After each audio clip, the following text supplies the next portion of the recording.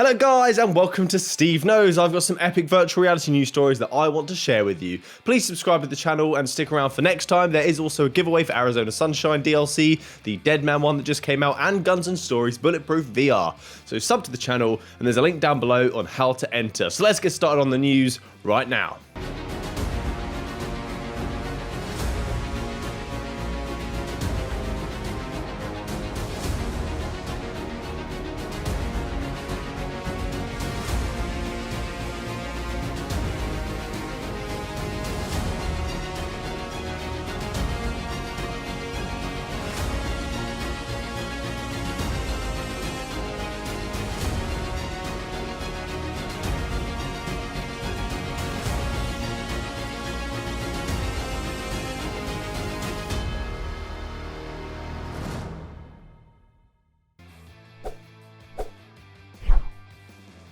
So first of all, what's going on here with Resolution Games? They put up this tweet of some madness occurring somewhere. Was it at their office? Is it a room that they have available? I do not know. But they're saying that this is a secret project with no description. At first I thought they were playing all the different types of Resolution Games, as I thought I saw someone fishing in the corner there. It looked like a rod, looked like they were playing bait. And then I thought, could this be that cooking game that they recently mentioned not too long ago, but didn't give us any information on, called Cookout? But then looking much closer at all the people being nuts, it looks like they're grabbing weapons and throwing grenades and shooting stuff. So what could this be? As Resolution Games normally do friendly games, child-friendly games for all of the family, and this looks like it involves shooting, so I do not know what it could be, but I am interested, and it is likely coming to the Quest because they seem to have good, heavy support for this platform. Now, a massive update for a game that I gave a pretty good review on way back when it was first launched, and it's had amazing updates since then, so it's probably time to jump back in, and if you've not played it before, jump in for the first time, and that is Death Horizon Reloaded. So recently, the people who made Death Horizon were giving out a ton of keys for people who were stuck in during this quarantine season, so they can enjoy a zombie outbreak game whilst in isolation, and that was a really nice thing for them to do. And on Twitter, they just announced that they were giving away keys, but if you went over to their Facebook page, they had an extended message, and there was a little section on it that said, PS, as soon as it hits 9th of April, we will release a game update, and there will be a new chapter for you to enjoy and heavily modified graphics for the entire game. This update will also be free for already existing users of the game. And they were not wrong. Check out the graphical improvements here made by this update. There are a ton more reflections in the environment. There's better lighting, there's better shadows, the texture detail has improved. That's an incredible feat on this system. There's also new weapons to enjoy, a pistol, an automatic pistol, an Uzi, and a sawn-off shotgun. There is also a new chapter of the game, so even more free content that contains a boss battle. All of this for free if you already own the game Death Horizon, and I think it's a pretty great game. I might have to jump in again, especially since they added smooth locomotion, which they didn't do at launch. This might be a must-play game. This is a great title for the Oculus Quest, and I can't wait to check out all these new improvements. So, some PlayStation VR speculation now, since we just saw the drop of the new controller for the PlayStation 5. Let me know your thoughts on the remote, what you think about its design, because I've had a very mixed bag from the community, but I think it's very sporty looking. I'm a fan of it. It looks more like the Xbox remote, but they've managed to maintain that sleek design that PlayStation has. The DualShock 4 has its light bar in the front of the controller, or the top half, depending on how you're holding the remote. And this light was used by the PlayStation camera to determine its location in virtual reality. These lights have moved to the much more subtle location of the top of the remote on either side of the trackpad. So it's less intrusive, a lot more subtle, and I think it looks pretty good. Sony have stated that the reason for this change was to make it pop. So they're making it sound like it was a design decision for aesthetics, but we know that the remote will need some way of being tracked for this virtual reality platform, and it points to the possibility of the new PlayStation VR 2 having inside-out tracking, and that is why the lights on the remote are pointing up, so the headset can catch it in its view. Because it seems very unlikely that the existing setup for PlayStation VR that we've got for the first gen is going to be able to utilize the PlayStation 5 remote in terms of tracking. I don't see it happening. And since Sony wants this headset to contain many of the latest and greatest features of virtual reality, inside-out tracking is one of those. It's been adopted by many now, and Sony's track record, one of the biggest issues that people have expressed about their virtual reality kit is the poor tracking that it has.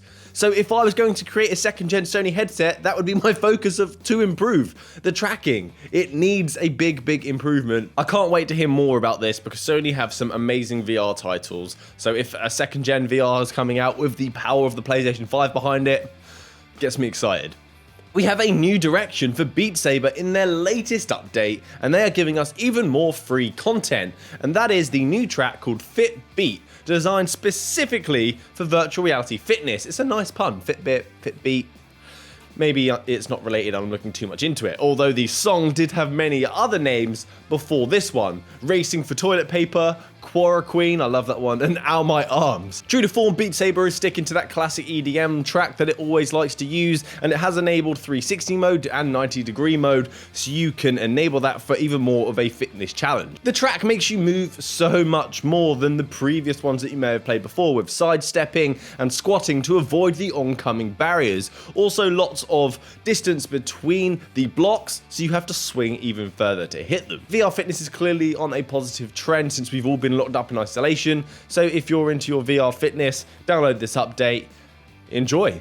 And if not, you got a free track. A new virtual reality headset is now available for some of the world from the company Acer, and that is called StarVR. And this boasts about a very large field of view. It was announced in late 2018, and it's now finally available in Japan. It should be opening up soon to the EU and the US. And as it's not out in our regions yet, we're not sure what it's going to cost, but it's expected to be around $3,200. So the headset is rocking a 210 horizontal degree view and 130 degree field of view vertically. It also has a dual AMOLED display, which is rocking an 1830 by 1464 pixel per eye with Tobii eye tracking in there as well, which means it can make use of dynamic foveated rendering, which means depending on where you're looking, the center of where you're looking is going to be high resolution, and then the foveated is going to be around the rest of your view. The headset does require base stations though for tracking, and it is compatible with Steam VR, but what gets me is the minimum specs for this headset. They are no joke, they are so high. For that high resolution, that 90Hz refresh rate, the massive screen, it's going to require a minimum 16GB of RAM, an i7 and a 1080 Ti, so if you're an enthusiast and you want this headset, you're going to need some disposable income and a beastie machine to enjoy it. But I do look forward to checking out the reviews, as this is a product that I'm probably not going to be able to get myself, but it is an interesting one in the VR space. Hopefully someone's going to review it.